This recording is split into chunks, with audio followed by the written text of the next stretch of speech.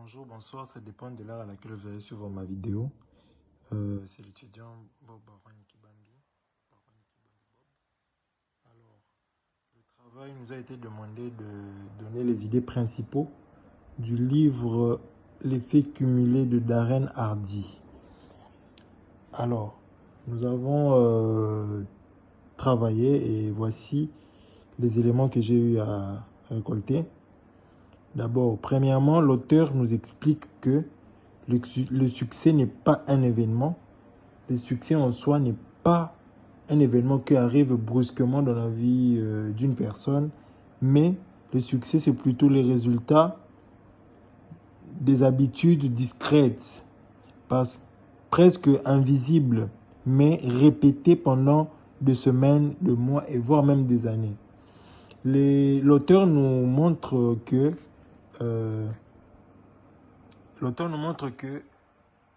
le succès n'est pas un événement qui arrive brusquement, mais c'est une succession d'habitudes, des bonnes habitudes, une succession des bonnes pratiques que nous aurons, discrètes parfois, presque invisibles, mais que nous aurons à faire et à répéter pendant des semaines, des mois et voire même des années, qui vont maintenant aboutir au succès.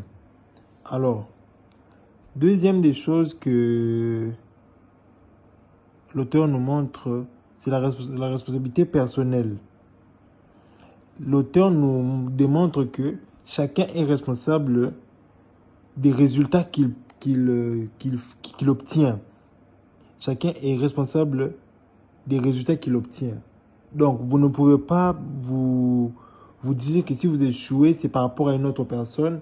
Selon l'auteur nous dit que vous êtes à 100% responsable des résultats de ce qui vous arrive. Vous en êtes à 100% responsable.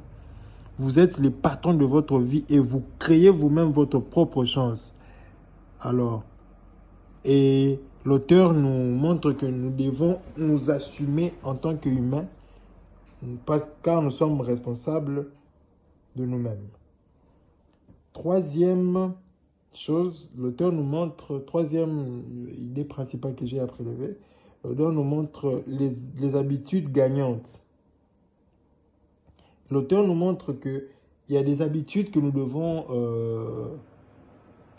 commencer à pratiquer pour que notre vie soit gagnante et que nous puissions connaître le succès. Il y a des habitudes que nous devons cultiver en nous pour aboutir à une fin meilleure ou bien utile, si je peux le dire ainsi. Alors, les bonnes habitudes vous rapprochent de vos objectifs.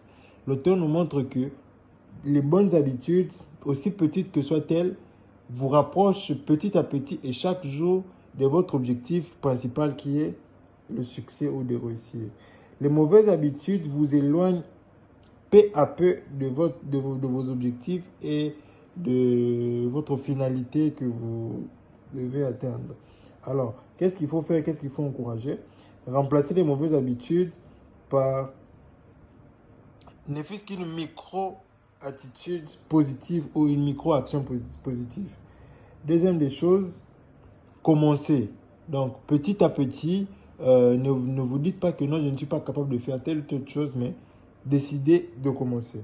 Troisième chose, restez constant dans ce que vous faites, dans votre bienveillance, dans votre pratique positive. Donc, restez constant, que ça ne soit pas momentané, mais que vous puissiez rester constant dans cela. Les rythmes et la constance et la discipline. L'auteur nous montre que ces trois choses sont des choses qui nous aident à atteindre nos objectifs en tant qu'humains et à connaître le succès. Si nous gardons les rythmes, si nous sommes constants dans ce que nous faisons et si nous sommes disciplinés, nous allons parvenir à nos objectifs. Cela demande de la régularité, cela demande la persévérance et la patience afin de pouvoir arriver à aboutir à ces fins utiles. L'environnement et les influences. L'auteur nous démontre que l'environnement peut aussi influencer l'avancement humain ou d'une personne. L'environnement dans lequel tu te trouves t'influence et c'est à toi de pouvoir bien l'utiliser. L'environnement dans lequel tu es, tu dois bien l'utiliser afin de pouvoir produire quelque chose d'utile dans la société. Donc, l'environnement nous donne des mentors, nous pouvons nous attacher aux gens qui vont être des escaliers pour nous pour arriver plus loin. Il nous donne des amis ambitieux, des amis avec qui nous partageons des rêves et avec qui nous pouvons écrire des projets que nous pouvons accomplir ensemble. Euh, un environnement positif nous donne aussi une meilleure perspective d'avenir. Donc, selon l'auteur, l'environnement est très important pour une personne et les contenus de votre environnement élèvent votre niveau. Si vous êtes dans un environnement, je peux dire, dans un environnement vulgaire, vous allez aussi afficher ce comportement vulgaire. Tandis que si vous êtes dans un environnement où ça vous influence positivement, vous allez aussi l'afficher. Merci, je vous remercie.